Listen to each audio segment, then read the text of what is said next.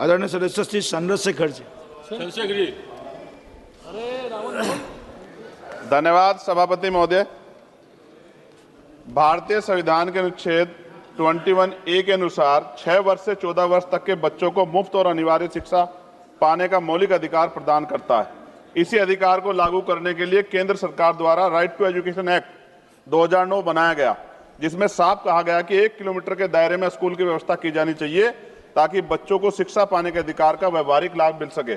यह संविधान के अनुच्छेद 46 के अंतर्गत नीति निर्देश तत्वों का भी उल्लंघन है, जिसमें स्पष्ट कहा गया है कि राज्य का यह प्रयास रहेगा कि वह शैक्षिक और आर्थिक हितों में अनुसूचित जातियों, जनजातियों और समाज के अन्य कमजोर वर्गों की विशेष सुरक्षा और प्रोत्साहन करेगा और सामाजिक अन्याय व शोषण के रूपों में उनकी रक्षा करेगा। साथ ही शिक्षा संविधान की समवर्ती सूची का विषय है, यानी केंद्र और राज्य दोनों में इस पर कानून बना सकते हैं, लेकिन संविधान के अनुच्छेद 254 के अनुसार यदि राज्य की कोई नीति या कानून केंद्र के कानून से टकराता है तो केंद्र के कानून को सर्वोपरि माना जाएगा। अतः राज्यों को के लिए आरटीई एक्ट 2009 के प्रावधानों का पालन करना अनिवार्य है। आप अपना विषय बताइए, मांग बताइए। सर, विषय बता रहा हूँ। यूपी में विद्यालयों का विलय कर स्कूलों को 1 किलोमीटर से या उससे अधिक दूर ले जाना संविधान और आरटीई के प्रावधानों का उल्लंघन है। क्या यह निर्णय कमजोर वर्गों, दलितों, आदिवासियों, गरीबों के बच्चों को शिक्षा से दूर नहीं करता है क्या? सभापति जी, मैं आपके माध्यम से प्रधानमंत्री से निवेदन करता हूं कि वो इन स्कूलों को बचाएं, क्योंकि उत्तर प्रदेश सरकार बहुत बड़ा नुकसान पहुंचा रही है।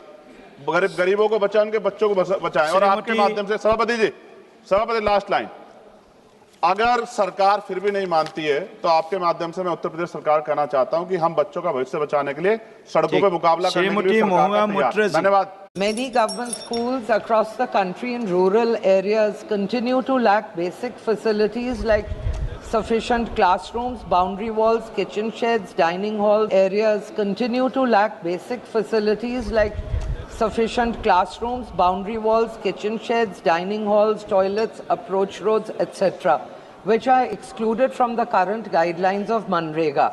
These deficiencies impact not only the safety and hygiene of students, but also their ability to learn in a conducive environment.